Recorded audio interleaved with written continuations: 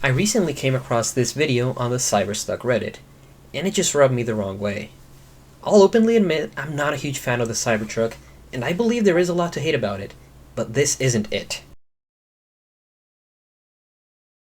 So, clearly we can see that there is some sort of delay. However, this doesn't actually matter for driving. So let's start with what is arguably the most important kind of delay, input lag.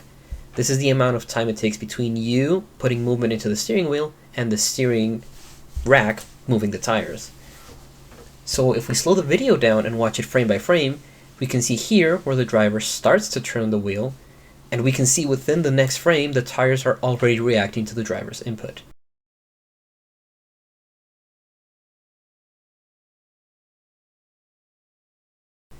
Because this is a 30 frame per second video, the input lag is roughly 30 milliseconds.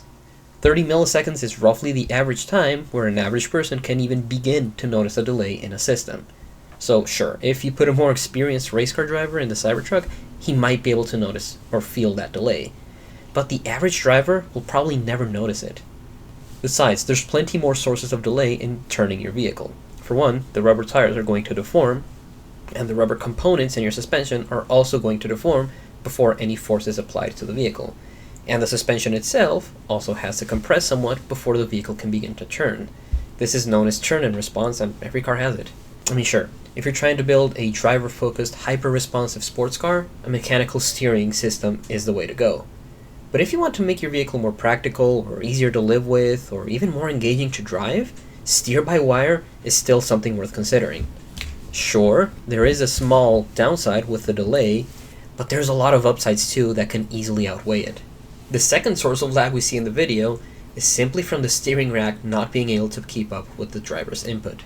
The steering rack will have a maximum rate at which it can turn the wheels, and the important thing to note here is that all steering racks will have it, not just steer-by-wire. It's usually not something we notice because we don't need to turn the wheels that fast during normal driving. Again, take a look at the video of the Cybertruck driver turning the wheel.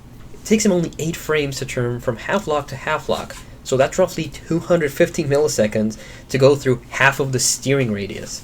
That is insanely fast, and no normal driver driving under normal conditions, or even spirited driving or race driving, will need to turn that fast.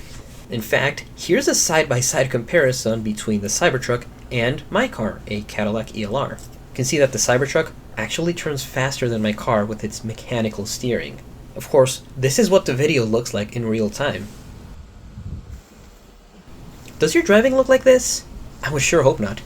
This is as fast as I can physically turn the wheel in my car. If I try to apply any more force, the steering rack simply doesn't have any extra torque to apply to the wheels, so it doesn't turn any faster. The steering just gets heavier. Again, the whole reason we don't see any delay in my video is because there is a physical connection between the steering rack and the steering wheel, which is limiting my ability to turn the wheel quickly enough. Because the Cybertruck doesn't have this connection, the driver is free to turn the wheel as fast as they can, and the steering rack has to try to go as fast as it can, but it can't always match the driver. This admittedly is something that I think could be improved in the Cybertruck. If the steering rack's maximum steering ratio is reached, a counter torque should be applied to the wheel to limit the driver's ability to turn the wheel, so that their input always matches what the steering rack is doing. I'm usually not a huge fan of software updates on cars, but this is a great use case for one. And also, regarding that force feedback, yes, the Cybertruck, and a lot of other systems for that matter, have force feedback, not some dead steering wheel on a bearing.